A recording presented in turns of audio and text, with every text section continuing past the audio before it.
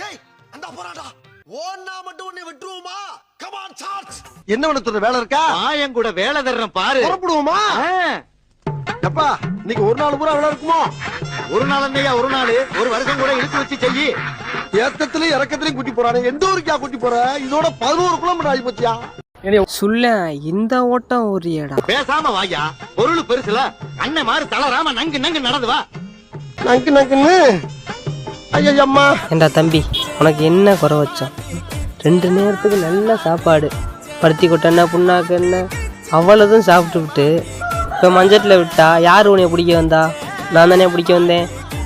எதுக்கு ஓடுற?